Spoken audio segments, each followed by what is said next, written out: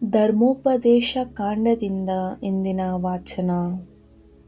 ಮೋಶೆ ಜನರಿಗೆ ಹೀಗೆಂದರು, ಈ ಆಜ್ಞಾವಿಧಿಗಳನ್ನು ನೀವು ಅನುಸರಿಸಬೇಕೆಂದು ನಿಮ್ಮ ದೇವರಾದ ಸರ್ವೇಶ್ವರ ನಿಮಗೆ ಇಂದು ಆಜ್ಞಾಪಿಸಿದ್ದಾರೆ. ಆದುದರಿಂದ ನೀವು ಪೂರ್ಣ ಹೃದಯದಿಂದಲೂ ಮನಸ್ಸಿನಿಂದಲೂ ಇವುಗಳನ್ನು ಕೈಗೊಂಡು ನಡೆಯಬೇಕು. ನಮಗೆ ಸರ್ವೇಶ್ವರನೇ ದೇವರಾಗಿರುವರೆಂದು ಹಾಗೂ ಅವರು ಹೇಳಿದ ಮಾರ್ಗದಲ್ಲೇ ನಡೆದು ಅವರ ಆಜ್ಞಾವಿಧಿ ನಿರ್ಣಯಗಳನ್ನು ಕೈಗೊಂಡು ಅವರ ಮಾತಿಗೆ ಲಕ್ಷ್ಯ ಕೊಡುವೆವೆಂದು ನೀವು ಈಗ ಒಡಂಬಟ್ಟಿದ್ದೀರಿ.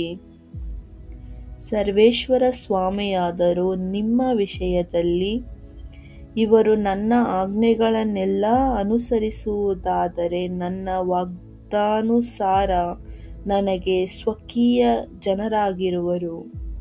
ನಾನು ನಿರ್ಮಿಸಿದ ಬೇರೆ ಎಲ್ಲ ಜನಾಂಗಗಳಿಗಿಂತ ಇವರಿಗೆ ಹೆಚ್ಚಾದ ಕೀರ್ತಿ ಘನಮಾನಗಳನ್ನು ಉಂಟುಮಾಡುವೆನು ಹಾಗೂ ಇವರು ನನ್ನ ಮಾತಿನ ಮೇರೆಗೆ ತಮ್ಮ ದೇವರಾದ ಸರ್ವೇಶ್ವರನಿಗೆ ಮೀಸಲಾದ ಜನರಾಗಲು ಒಡಂಬಟ್ಟಿದ್ದಾರೆ ಎನ್ನುವರು. ಪ್ರಭುವಿನ ವಾಕ್ಯ.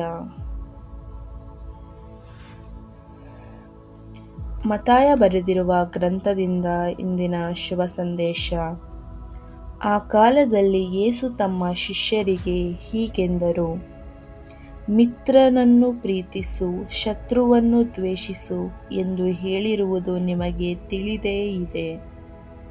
ನಾನು ಹೇಳುವುದನ್ನು ಗಮನಿಸಿರಿ, ನಿಮ್ಮ ಶತ್ರುಗಳನ್ನು ಪ್ರೀತಿಸಿರಿ, ನಿಮ್ಮನ್ನು ಪೀಡಿಸುವವರಿಗಾಗಿ ಪ್ರಾರ್ಥನೆ ಮಾಡಿರಿ. ಇದರಿಂದ ಸ್ವರ್ಗದಲ್ಲಿರುವ ನಿಮ್ಮ ತಂದೆಗೆ ನೀವು ಮಕ್ಕಳಾಗುವಿರಿ. ಅವರು ಸಜ್ಜನರ ಮೇಲೂ ದುರ್ಜನರ ಮೇಲೂ ತಮ್ಮ ಸೂರ್ಯನು ಉದಯಿಸುವಂತೆ ಮಾಡುತ್ತಾರೆ. ನೀತಿವಂತರ ಮೇಲೂ ಅನೀತಿವಂತರ ಮೇಲೂ ಮಳೆಗರೆಯುತ್ತಾರೆ. ನಿಮ್ಮನ್ನು ಪ್ರೀತಿಸುವವರನ್ನು ಮಾತ್ರ ನೀವು ಪ್ರೀತಿಸಿದರೆ ಅದರಿಂದೇನು ಫಲ? ಸುಂಕ ವಸೂಲಿ ಮಾಡುವವರೂ ಹಾಗೆ ಮಾಡುವುದಿಲ್ಲವೇ?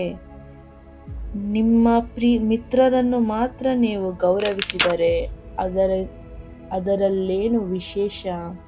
ಅನ್ಯಜನರೂ ಹಾಗೆ ಮಾಡುತ್ತಾರಲ್ಲವೇ? ಆದುದರಿಂದ ಸ್ವರ್ಗದಲ್ಲಿರುವ ನಿಮ್ಮ ತಂದೆ ಪರಿಪೂರ್ಣರಾಗಿರುವಂತೆ ನೀವು ಪರಿಪೂರ್ಣರಾಗಿರಿ. ಪ್ರಭುವಿನ ಶುಭ ಸಂದೇಶ.